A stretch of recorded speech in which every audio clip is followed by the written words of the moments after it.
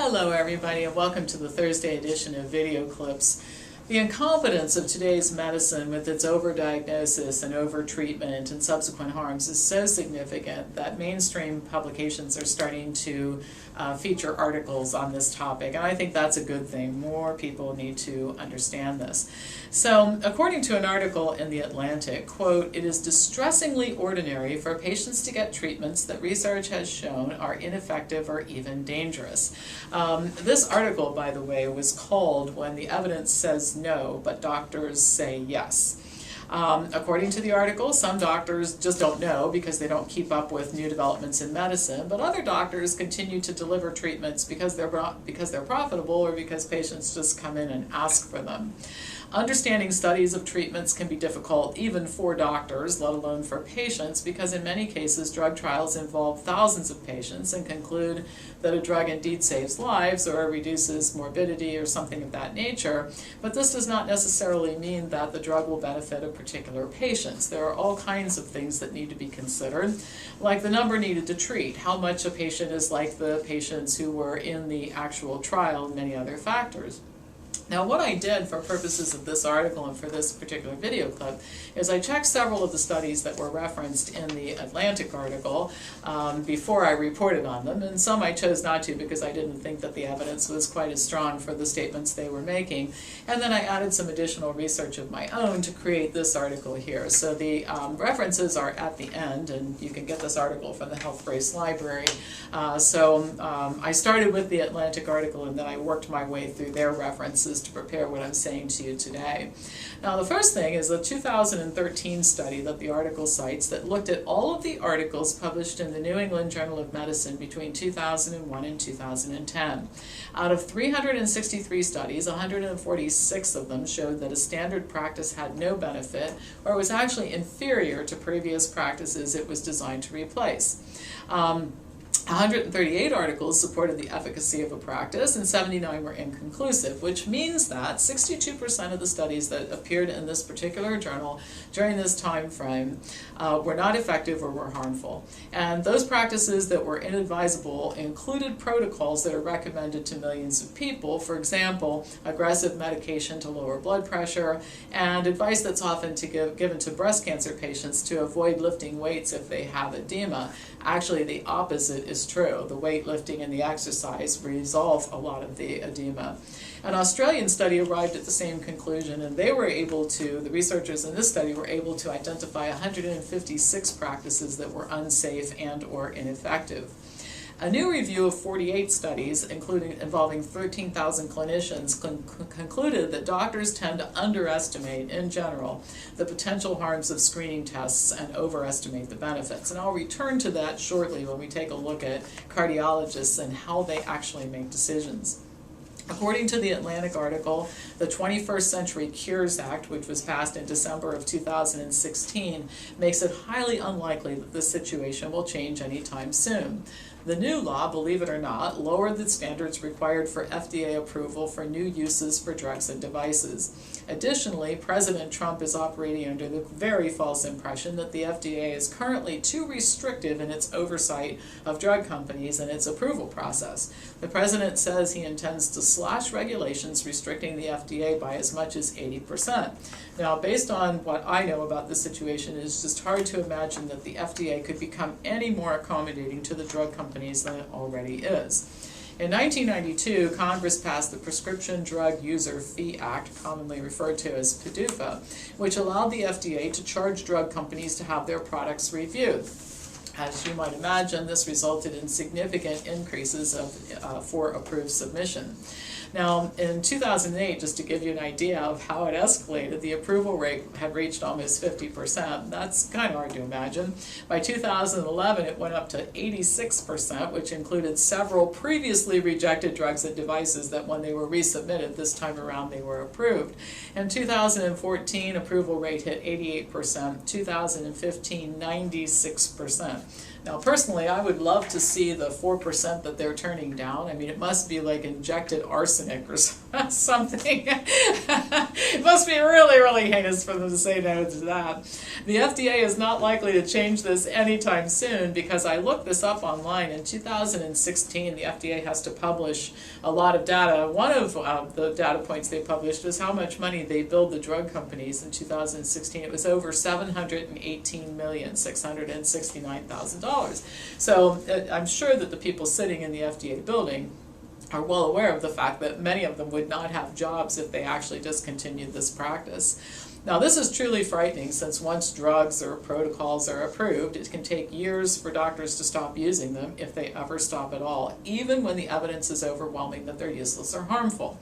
According to John Ioannidis, who is an outspoken Stanford University medical researcher who's trying to insert some sanity and judgment back into the system, claims made about treatment protocols citing just observational studies continue in both medical journal articles and continue to be used in practice for as long as 10 years after considerable contradictory evidence from randomized controlled trials is published. Vinay Prasad, one of the authors of the Mayo paper, says this is evidence that the medical profession is quick to embrace practices based on weak evidence or no evidence, but not so fast to drop them when evidence becomes overwhelming against their safety and efficacy. Prasad and another physician wrote a book on this topic called Ending Medical Reversal, which recommended setting the evidence bar significantly higher for new drugs, procedures, and protocols. And I think we've got to do something, because I've said for years, one of these days the drug companies are just going to start sending a notice to FDA saying, by the way, we're going to be introducing a new test or drug or device or something of that nature. No sense in sending it to you. You're going to approve it anyway. We're just giving you a heads up. We're probably going to kill a few people. You'll hear about it. So just consider this our notification that we're going to market. I mean, something needs to be done, obviously. And if Mr. Trump is serious about draining the swamp, he might start at the USDA and FDA buildings for the draining purposes. There are probably tens of thousands of employees in those two buildings who need to find other employment. Things are clearly not changing. Let's talk about stents, for example. Most stable patients don't benefit from stents. Yet, in 2016, an article was published reporting the review of practices of over 1,600 United States hospitals, and it showed that almost half of stents are placed in stable patients who don't qualify for a stent. There's no question that much of this behavior is driven by economics. The article reports that Mount Sinai Hospital in New York City schedules emergencies by appointment for stent procedures because insurance coverage is more likely to be granted and approved if a stent is done in response to an emergency. Mount Sinai's annual report includes that the institution indicates that the institution is very proud of all the stenting its doctors do. But according to this article, all of the behavior cannot be attributed to economics alone. Focus groups with cardiologists show that almost all would incorrectly recommend stents to patients. Now, here is the list of reasons they gave, and this is kind of mind-blowing. The reasons include recalling stories of people who died suddenly, the belief that stenting can relieve patient anxiety, that they could better defend themselves in the event that there's some kind of a lawsuit, and they just could not believe that stents did not help because they, quote, made so much sense. According to cardiologist Eric Topol, cardiologists have an irresistible temptation to stent anytime they see a narrowed artery, regardless of what the evidence shows, because it's what they call bioplausible. It seems like it should work. In other words, what I'm telling you is cardiologists are relying on everything but the evidence when they make their recommendations. And so it goes on. Atenolol is a beta blocker which was approved for the treatment of blood pressure in 1981. It's widely used and it does lower blood pressure, but a 2004 analysis of 8 randomized trials that included over 24,000 patients showed that it didn't reduce either heart attacks or deaths in patients compared to doing nothing for them at all. The drug wasn't even better than doing nothing. This is confirmed by a Cochrane review that showed that beta blockers are, quote, not recommended as first-line treatment for hypertension as compared to placebo due to their modest effect on stroke and no significant reduction in mortality or coronary heart disease. Another research group actually reported that atenolol increases the risk of a stroke. In spite of what appears to be overwhelming evidence against this drug, in 2012, 33.8 million prescriptions were issued just in the United States alone, at a cost of $260 million to the healthcare system. Atenolol prescriptions have dropped slightly, but if you project out at what point in time will this drug be purged from the marketplace, we're probably talking about in excess of 20 years. Useless and effective practices and procedures are pervasive in all areas of medicine, including orthopedics. Arthroscopic partial meniscectomy, we're going to call that APM, so I don't have to pronounce that again, is performed about 500,000 times per year in the United States, and it accounts for about $4 billion in annual sales. But the procedure is no better than physical therapy alone for relieving knee pain. In fact, one study compared APM with sham surgery. APM was absolutely no better, and it does carry an increased risk of side effects and damage compared to just receiving physical therapy. Additionally, the images that are used to determine that a person needs to have this and many other orthopedic procedures really don't give you much valuable information. By the time people reach age 50, many have meniscal tears, but 2/3 of them don't have any pain at all. In other words, if you didn't do an image, you wouldn't even know that something was wrong for most people. These people often, however, have surgery, after which they continue to have pain because the pain comes from other sources, not the meniscal tear. And those include those other reasons: poor diet, obesity, and osteoarthritis. The torn meniscus is just an incidental finding when orthopedic surgeons start looking for what's causing the problem and a reason to do surgery. One important impediment to change is the fact that medical journals often refuse to publish articles showing that a preferred treatment is not effective. The Atlantic article references a study published in 2012 that reported in a small study of 7 people, deep brain stimulation delivered via electrodes, implanted in the brain, improved spatial memory in Parkinson's patients. So another research group decided to do a bigger study to see if they could replicate the results, and they found that actually this deep brain stimulation worsened spatial memory. The researchers submitted their findings to the New England Journal of Medicine because they felt that that's where the correction should have been issued so that both the journal would reflect both articles, and the journal declined to publish it. The reason? Well, according to feedback from one of the reviewers, and this is a quote, "Much more interesting would have been to find a set of stimulation parameters that would enhance memory." In other words, the journal would have preferred that the information confirm the findings reported in an earlier article. I mean, that almost blows your mind, because the definition of peer review is supposed to be to get to the scientific truth, and what this reviewer was actually saying is it would be much more preferable if we could just if we could have results that comply with the previous study. Apparently, this is very common practice at the New England Journal of Medicine. A ProPublica article, co-published with the Boston Globe in 2016, reported that the journal often does not correct errors and discourages open dialogue.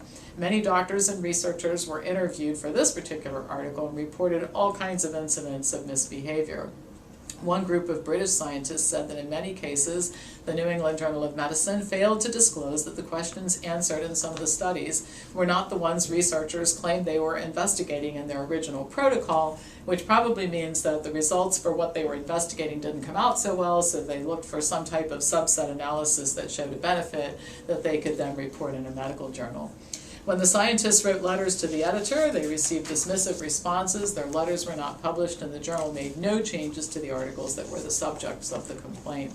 Another study published in the New England Journal of Medicine reported that screenings for lung cancer could reduce 80% of lung cancer deaths. Critics immediately started sending corrections, including that the authors had invented the screening method being used and were receiving royalties. One of the foundations that funded the study was a cigarette maker, and that there were errors in the statistical analysis. Critics called for revision or retraction. Neither of those things took place. So this goes on. I mean, I cut it off at this point because this is enough. There are 16 references to this article, which you can look up if you'd like to see this in the Health Briefs library. But the Atlantic article is illuminating and a bit horrifying. It certainly strengthens my argument that the consumer needs to be informed and can't count on most doctors to provide accurate and evidence-based information about treatment. I mean, the harm from medical care has never been greater. The risks associated with it have never been greater. Not going to change anytime soon. I mean, the things that we do in medicine for which there is no evidence, and actually evidence refutes their use, they just go on and on. So you, the consumer, had better know when you visit health professionals what the truth is and know how to find out the truth about these kinds of things so that you don't get hurt. That's why you need to be a Wellness Forum Health member, take our classes, become a savvy, informed medical decision maker. All right, that's all for today and for the week. As usual, pass this on to anybody who you think might enjoy watching it, and I'll be back to you next week with more news.